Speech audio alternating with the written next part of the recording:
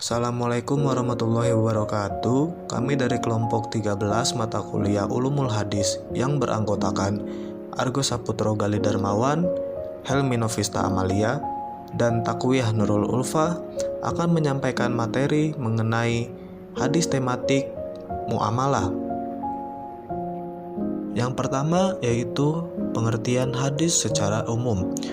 Menurut bahasa memiliki arti jadid yang artinya sesuatu yang baru. Kemudian khobar yang berarti sesuatu yang diperbincangkan, diberitakan, dan dipindahkan dari orang seseorang ke orang lain. Sedangkan menurut istilah yaitu seluruh perkataan, perbuatan, dan hal yang ihwal tentang Nabi Muhammad SAW menurut ahli hadis.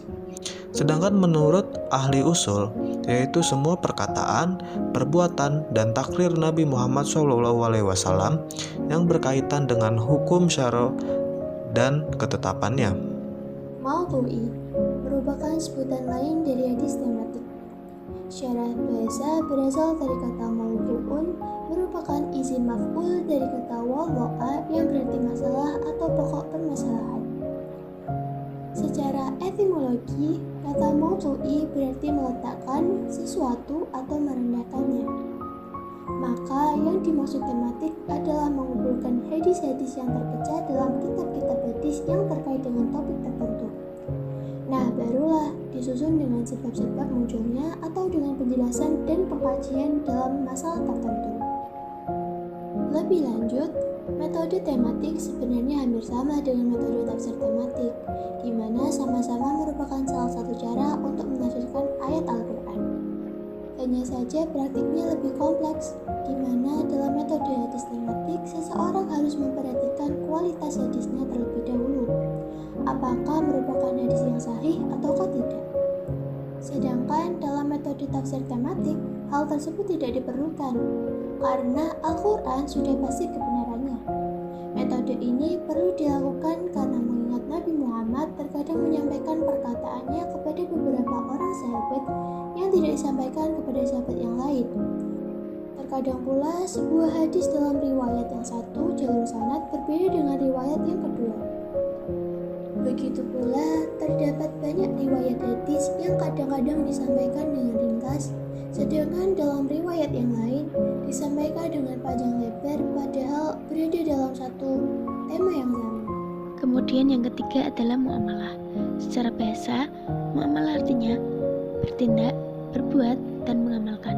Sedangkan muamalah secara istilah adalah segala aturan Allah yang mengatur hubungan manusia dengan manusia dalam usahanya untuk mendapatkan alat-alat keperluannya secara jasmani dengan cara yang baik. Sedangkan dalam artian luas adalah peraturan-peraturan Allah yang harus diikuti dan ditaati dalam hidup bermasyarakat untuk menjaga kepentingan manusia dalam urusannya dengan hal duniawi dan pergaulan sosial. Secara bahasa, jual beli dimaknai sebagai penukaran. Jika dahulu jual beli dilakukan dengan sistem barter, maka uang menjadi alat tukar yang sangat penting pada masa sekarang. Ada beberapa hadis yang menerangkan tentang jual beli, yaitu telah menceritakan kepada kami Yahya dari Ubaidillah, dari Abu Az-Zinad, dari Al-A'raj, dan Abu Hurairah berkata bahwasannya Rasulullah melarang jual beli dengan sistem haso atau goror. Hadis riwayat Ahmad. Kemudian hadis yang kedua, telah menceritakan kepada kami Ishaq telah mengabarkan kepada kami Habban bin Hilal telah menceritakan kepada Syu'ban berkata, Qatadah mengabarkan kepadaku dari Sholih Abu Al-Qalil dari Abdullah bin Al-Haris berkata, aku mendengar Hakim bin Hizam bersabda,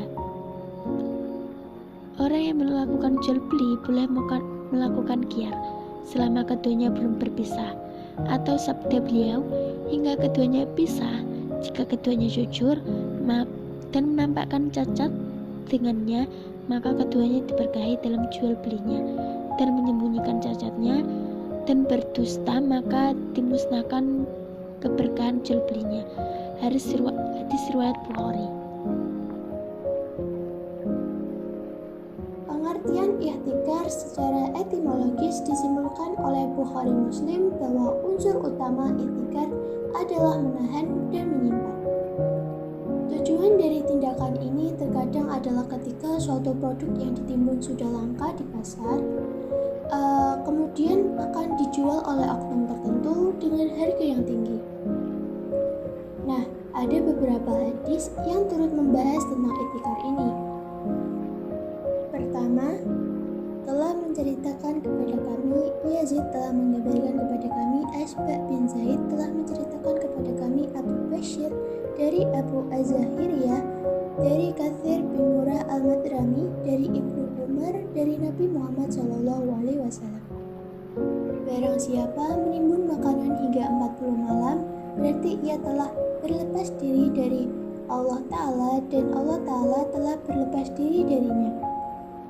Dan barang siapa memiliki harta melimpah, sedangkan di tengah-tengah mereka ada seorang yang kelaparan, maka sungguh perlindungan Allah Ta'ala telah terlepas dari mereka. Hadis riwayat Ahmad nomor 4648. Hadis ini merupakan dasar bahwa ihtikar hanya berlaku pada barang kebutuhan pokok sehari-hari saja. Jadi dengan kata lain, hanya kebutuhan primer yang masuk dalam kategori ihtikar, sedangkan kebutuhan sekunder tidak. Ulama yang memahami demikian diantaranya adalah Al-Ghazali. Kemudian ada mazhab Hanafi dan Syafi'i yang juga memahami demikian. Selain itu, terdapat hadis lain yang berkenaan dengan hukum ihtikar. Telah menceritakan kepada kami, Abdullah bin Maslamah bin Qanab telah menceritakan kepada kami Sulaiman, yaitu Ibnu Bilal, dari Yahya, yaitu Ibnu Sa'id. Dia berkata, Sa'id bin Musayyab menceritakan bahwa Ma'mar berkata, Rasulullah Shallallahu Alaihi Wasallam bersabda, barang siapa menimbun barang maka dia berdosa. Hadis riwayat Muslim nomor 1605. Hadis ini menjadi salah satu dasar bahwa yang tergolong dalam praktik ihtikar adalah sesuatu bentuk barang yang ada kaitannya dengan kebutuhan dalam masyarakat. Kebutuhan tersebut merupakan segala sesuatu yang menyebabkan kelangkaan atau keresahan dan bukan kebutuhan pokok saja. Mazhab Maliki serta sebagian ulama mazhab Hambali memiliki ihtikar sebagaimana dalam hadis ini. Dari kedua hadis ini dapat disimpulkan ulama mengalami perbedaan pandangan dalam hal ihtikar ini. Sebagian menganggap bahwa yang masuk dalam golongan ihtikar hanya barang yang berkaitan dengan kebutuhan pokok. Sementara yang lain berpendapat semua barang baik itu kebutuhan pokok ataupun tidak, dan selama membuat susah orang lain, hal tersebut tergolong dalam ihtikar. Di masa pandemi ini dapat terlihat pola ihtikar dalam masyarakat yang terlihat beberapa waktu yang lalu, di mana orang berlomba untuk menimbun stok masker, hand sanitizer, dan sebagainya, sehingga kuantitas barang tersebut di masyarakat akan langka. Kemudian atas proses penimbunan inilah yang menciptakan harga barang dalam masyarakat itu melambung tinggi. Hal ini dapat dijelaskan dalam konsep ekonomi hukum permintaan dan penawaran. Yang berikutnya yaitu riba. Riba secara bahasa berarti laugh, yang berarti tambahan. Menurut Al-Jurjani, riba sebagai tambahan atau kelebihan yang tiada bandingannya bagi salah satu orang yang berakad. Jadi, riba adalah pengambilan tambahan dari suatu akad transaksi tertentu.